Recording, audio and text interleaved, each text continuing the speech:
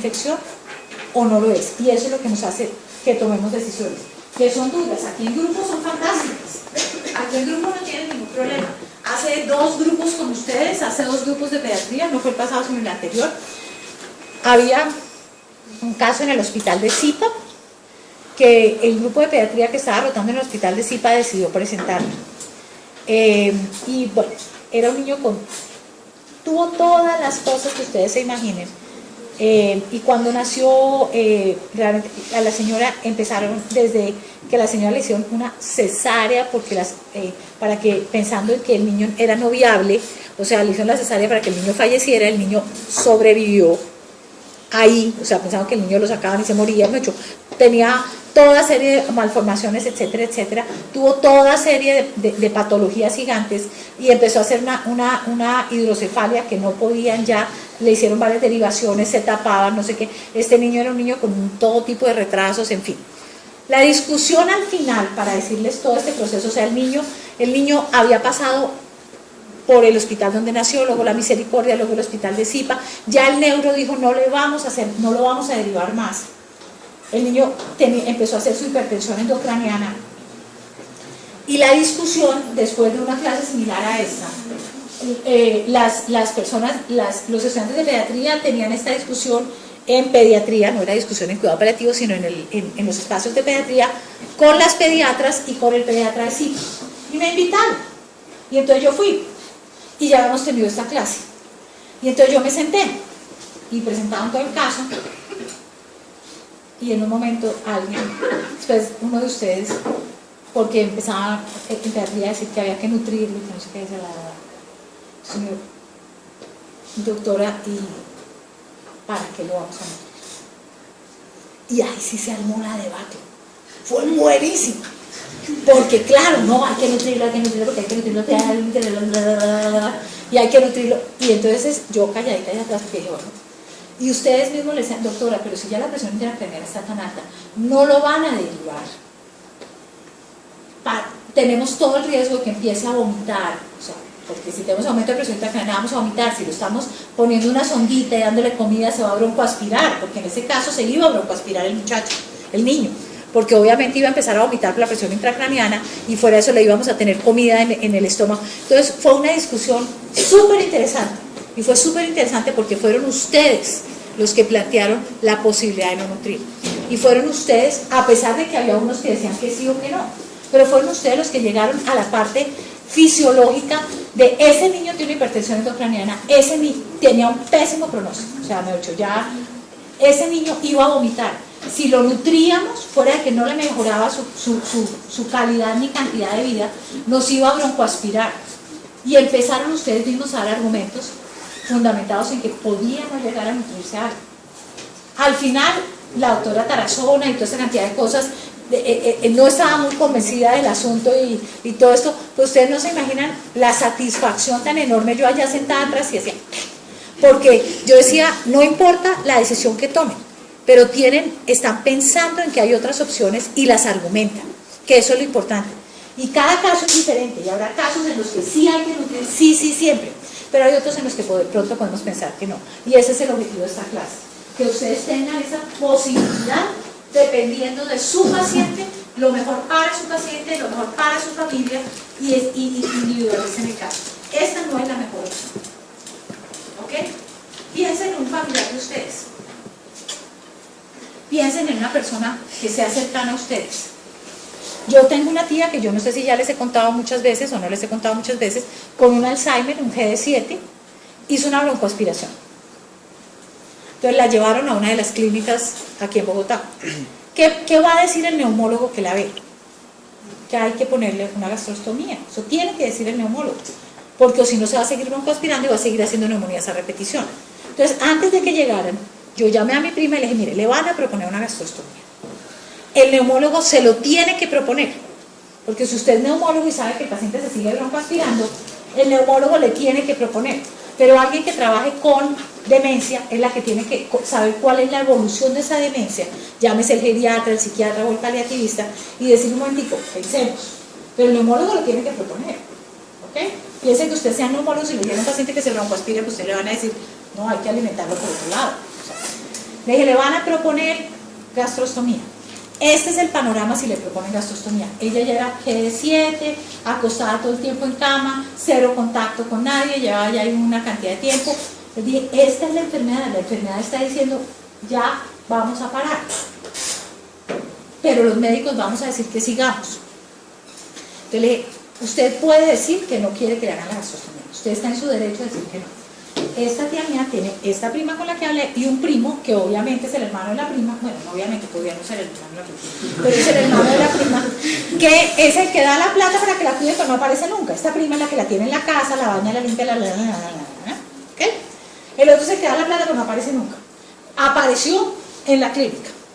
Y cuando ella dijo que no gastrostomía, dijo, a mi mamá se le hace todo.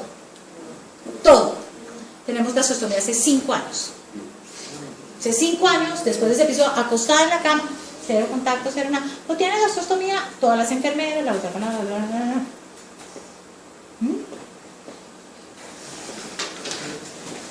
Entonces, ¿el neumólogo hizo mal proponiendo la gastrostomía? No. El neumólogo tenía que proponer la gastrostomía. Tenía. Pero hay que empoderar a los familiares para que tomen decisiones. Entonces, la conclusión es: hay una baja ingesta nutricional, bajo apetito y muy bajas reservas nutricionales, y por el otro lado, actividad de lectinas aumentadas, gasto metabolismo aumentado, hormonas tiroideas aumentadas, catabolismo de proteínas y líquidos cardíacos. Fisiopatológicamente es un síndrome divino, señor. Doctora, ya conociendo toda la fisiopatología, ¿no hay, pues, se ha creado como algún medicamento para la flexibilidad? Claro que sí. ¿Qué le daríamos? Si pensamos que la caquexia es un síndrome inflamatorio, ¿cuáles serían los medicamentos? Porque sí podemos darle medicamentos cuando vemos que este síndrome, o sea, no podemos no nutrir cuando ya el pronóstico es muy muy malo y todo eso, ¿cierto? Pero si la persona está todavía en quimio, si la persona todavía está activa, si todo eso, pues hay que ayudarle a que se abra ese apetito, ¿ok? ¿Y qué nos ayudaría? Porque ahí lo que haríamos sería tratar de abrir el apetito para que la persona coma, porque es que, ¿qué medicamentos le podemos dar? Todos a la vez. Corticoides, claro que sí. Corticoides es una de las cosas que le podemos dar. ¿Listo? ¿Qué más? No la naraides, ¿no? Recuerden, esta sería una contraindicación para los ángeles. ¿Listo? Ok. Pero claro que sí, miren. Entonces, descartar pérdida del gusto por la quimio, que no coman por la quimio, la mucositis y toda la infección gastrointestinal, obstrucciones, etc. Medidas terapeutas, glucocorticoides, muy bien. Los glucocorticoides nos funcionan muy bien en estos casos, ¿ok? Entonces le podemos dar dexa o prednisona. Se le pueden dar progestágenos, que tienen un mecanismo de acción similar. Se llama acetato de megestrol, se llama Megase. Y usted le pueden dar de Megase hasta 1600 miligramos día. Generalmente le damos inicialmente Megase antes de corticoides, porque son pacientes que usualmente están en quimio, radio y todo eso, entonces no les podemos estar dando en ese momento corticoides. El medicamento de elección se llama Megase.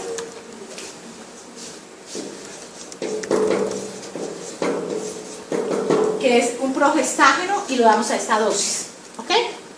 Entonces, eso no implica que a todo el mundo le digamos ya no se le va a dar nada más de comida, ya usted entró en caquexia, anorexia. No. Depende del estadio. Yo les puse el estadio más complejo, que es cuando no alimentamos, pero eso ya es muy a la etapa final, etc. Pero un paciente que empezamos a ver que está con síndrome de anorexia, caquexia, empezamos a ver lo que empieza a perder peso y todo eso, le empezamos a poner Megase, ¿listo? Empezamos a abrir el apetito, etcétera, con cuestiones antiinflamatorias. Si vemos que lo que la cuestión es de motilidad, le damos metoclopramida un poquito para que mejore esa motilidad. Le podemos dar a que no adivinan qué. Y por eso la parte inicial, el dronabinol es un derivado de los cannabinoides. Por eso la parte inicial de la charla, las cosas no es que estén desligadas, sino todo tiene una razón de ser. Puedo explicarles por qué nos íbamos con esa, porque es una de las indicaciones. El dronabinol está aprobado por FDA para anorexia, caquexia en VIH. ¿Okay? En VIH. La única indicación es en VIH, no está aprobada para anorexia, caquexia en cáncer. Pero está aprobado en este momento por FDA y EMEA para anorexia, caquexia en VIH. ¿Ok? No se han hecho suficiente. Acuérdense que para probar, la teoría y es que no hay tantos estudios, es muy difícil hacer estudios en moléculas que están prohibidas. Los cannabinoides están en la lista 1 de prohibición total de los medicamentos narcóticos. Por lo tanto, no hay permisos para hacer estudios en este tipo de medicamentos. Por lo tanto, no hay evidencia para que los aprueben. ¿Ok? Entonces, no es que yo esté induciéndolos a nada, pero es que va a ser una discusión muy, muy grande que se va a tener el país en poco tiempo. Cuando aparezca el primer frasco de Sativex en el mercado, en cualquier droguería, no en cualquier droguería, posiblemente en droguerías específicas como los opioides, la gente les va a preguntar, ¿y esto cómo funciona? ¿Y esto a quién se lo doy? ¿Y esto cuánto le doy? Y ustedes son médicos, entonces tienen que saber. Lo otro ya está todo en los libros, por eso es que no hay problema. En la farmacología encuentran los opioides, los anticonvulsivantes, los antibióticos, los antieméticos, todo. O no encuentran los cannabinoides y les van a empezar a preguntar. Entonces, por eso es. Entonces, las medidas no farmacológicas está aprobado el Donavenol para anorexia en HIV.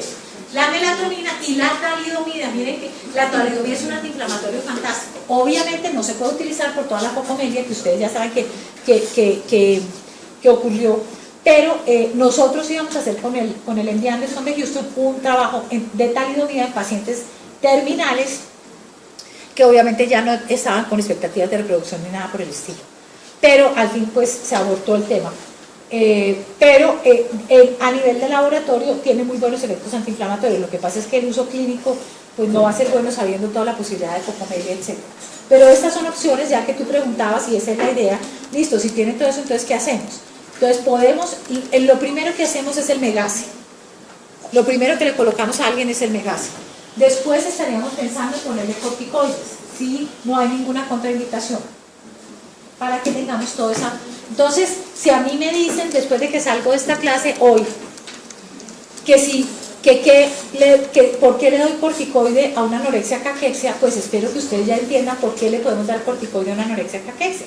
Y eso es lo interesante, o sea, cuál es el origen y por qué. Y eso es lo chévere de acá, que es ver cómo utilizamos fármacos con otras indicaciones, porque en estos pacientes hay otros mecanismos de producción de la enfermedad. ¿Listo? Ok.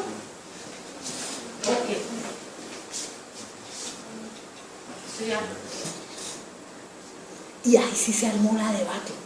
Fue buenísimo. Porque claro, no, hay que nutrirlo, porque hay que nutrirlo, y hay que nutrirlo. Y entonces yo calladita y atrás, porque dije, bueno, y ustedes mismos le decían, doctora, pero si ya la presión intracraniana está tan alta, no lo van a derivar. Tenemos todo el riesgo de que empiece a vomitar, o sea, porque si tenemos aumento de presión intracraniana vamos a vomitar. Si lo estamos poniendo una sondita y dándole comida, que este niño era un niño con todo tipo de retrasos, en fin. La discusión al final, para decirles todo este proceso, o sea, el niño había pasado por el hospital donde nació, luego la Misericordia, luego el hospital de Zipa. Ya el neuro dijo, no lo vamos a derivar más. El niño empezó a hacer su hipertensión endocraniana. Y la discusión, después de una clase similar a esta, los estudiantes de pediatría tenían esta discusión en pediatría, no era discusión en cuidado paliativo, sino en los espacios de pediatría, con las pediatras y con el pediatra de Zipa. Y me invitaron. Y entonces yo fui. Y ya habíamos tenido esta clase. Y entonces yo me senté y presentaban todo el caso. Y en un momento alguien, después uno de ustedes, porque empezaba en pediatría a decir que había que nutrirlo, que no sé qué dice señor, doctora, y para qué lo vamos a hacer. Y cuando nació, realmente a la señora empezaron desde que la señora le hicieron una cesárea, porque pensando en que el niño era no viable, o sea, le hicieron la cesárea para que el niño falleciera, el niño sobrevivió ahí, o sea, pensaban que el niño lo sacaban y se moría, mucho. Tenía toda serie de malformaciones, etcétera, etcétera, tuvo toda serie de patologías gigantes y empezó a hacer una hidrocefalia que no podían ya, le hicieron varias derivaciones, se tapaban, no sé, infección o no lo es. Y eso es lo que nos hace que tomemos decisiones, que son duras. Aquí en grupos son fantásticas, aquí en grupo no tienen ningún problema. Hace 2 grupos con ustedes, hace 2 grupos de pediatría, no fue el pasado sino el anterior, había un caso en el hospital de Zipa, que el grupo de pediatría que estaba rotando en el hospital de Zipa decidió presentarlo. Y bueno, era un niño tuvo todas las cosas que ustedes se imaginen.